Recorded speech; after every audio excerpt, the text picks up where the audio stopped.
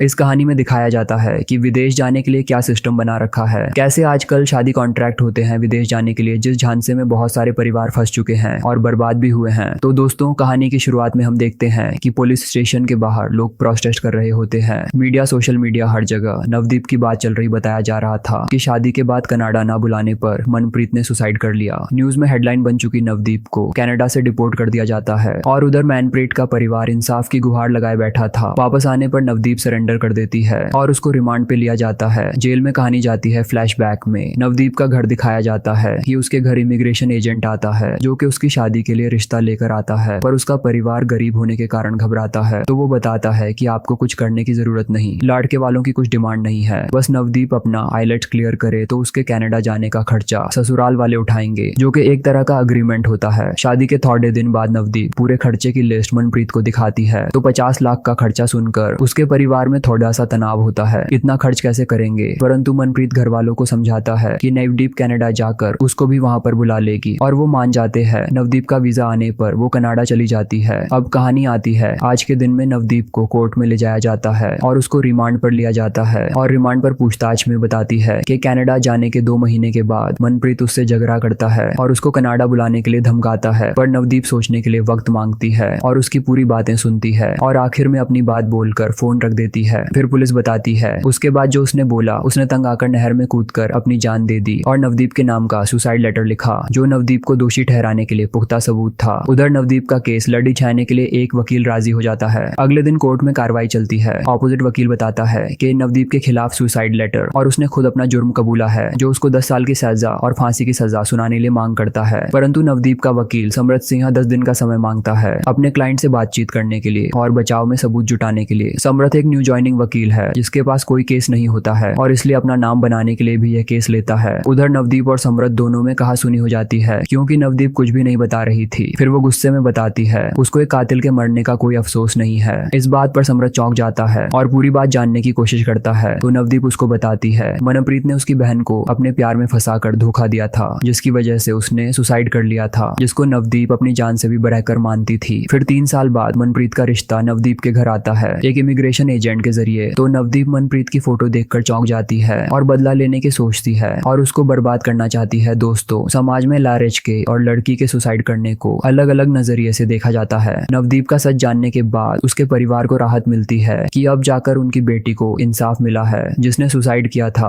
और अब वकील नवदीप को बचाने के लिए सबूत जुटाने में लग जाता है। केस जितना साफ दिख रहा था उतना साफ नहीं था, क्योंकि अभी भी सच सामने नहीं आया था जो छिपाया जा रहा था। 4 दिन तक कुछ भी हाथ नहीं लगता, जिससे समृत परेशान हो जाता है। तभी उस रात एक गुप्त फोन कॉल आती है जिसमें समृत को बस इतना ही बताया जाता है कि नवदीप बेकसूर है, उसको बस आप ही बचा सकते हैं, और फोन काट दिया जाता है। अब केस में थोड़ी सी जान आ जाती है, जो कि पहले एक तरफा लग रहा था। समृत कढ़ी से कढ़ी जोड़ने में लग जाता है। उस नहर पर जाता है, यहाँ पर सुसाइड किया था। फिर हॉस्पिटल में जाता है, जिस हॉस्पिटल से पोस्टमार्टम रिपोर्ट दी जाती है। मनप्रीत के कॉलेज में भी जाता है। पूछताछ के लिए फोन कॉल रिकॉर्डिंग्स निकाले जाते हैं। अलग अलग जगह के सीसीटीवी फुटेज भी इकट्ठे किए जाते हैं। कोर्ट में कार्रवाई शुरू होती है। सबसे पहले नहरी विभाग के मंजीत सिंह को बुलाया जाता है, जो कि 7 साल से ड्यूटी दे रहा था। पूछताछ में वो बताता है कि पानी के बहाव के कारण बॉडी 6 या 7 किलोमीटर तक जा सकती है, बल्कि डेड बॉडी सिर्फ 1 किलोमीटर के अंदर में ही मिल जाती है। समृत पुलिस पर भी सस्पेक्ट दिखाता है, क्योंकि 1 किलोमीटर के बाद दूसरे पुलिस स्टेशन की सीमा शुरू होती है। फिर बुलाया जाता है डॉक्टर संजीव शर्मा को, जिसने पोस्टमार्टम रिपोर्ट बनाया था। समृत अलग अलग सवाल पूछता है, जिसमें पता चलता है रिपोर्ट सरासर झूठी बनाई गई थी, क्योंकि रिपोर्ट बनाने के ठीक 1 घंटे बाद डॉक्टर शिमला के होटल में चेक इन करता है, जिसका सीसीटीवी फुटेज भी पेश किया जाता है। यह एक 130 किलोमीटर की दूरी थी, जो कि जस्ट 1 ही घंटे में तय की गई थी, वो भी पहाड़ों के रास्ते में, जो कि मुश्किल ही नहीं नामुमकिन भी था। और अगले 3 दिन डॉक्टर छुट्टी पर था। अब केस और भी दिलचस्प हो जाता है। सवाल उठता है, क्या जल्दबाजी में रिपोर्ट में टाइम गलत डाल दिया, या फिर पोस्टमार्टम हुआ ही नहीं और फेक रिपोर्ट बनाई गई। ऑपोजिशन का वकील दलील ठुकराता है और बताता है कि हो सकता है टाइम गलत डाला हो, यह कोई बड़ी बात नहीं है। मनप्रीत का सुसाइड लेटर नवदीप को दोषी ठहरता है, यह सबूत बहुत है सजा के लिए। अब सम्राट ठंडे दिमाग से अपने अगले विटनेस को बुलाता है, जो कि हैंडराइटिंग पहचान करने का एक्सपर्ट है। तो उसको मनप्रीत का सुसाइड लेटर और मनप्रीत की कॉलेज वक्त की आंसर शीट दी जाती है, जो कि सम्राट मनप्रीत के कॉलेज से लेकर आया था। अब पहचान की जाती है कि दोनों हैंडराइटिंग अलग अलग है, जिससे यह भी साफ हो जाता है कि मनप्रीत ने कोई सुसाइड लेटर लिखा ही नहीं था। अब पुलिस एसएचओ का कॉल रिकॉर्डिंग भी दिखाया जाता है, जिसमें पता चलता है कि उसको लाश मिलने का कोई फोन कॉल आया नहीं था। दोनों वकील में आपसी बहस चलती है, माहौल पूरा गर्मा जाता है।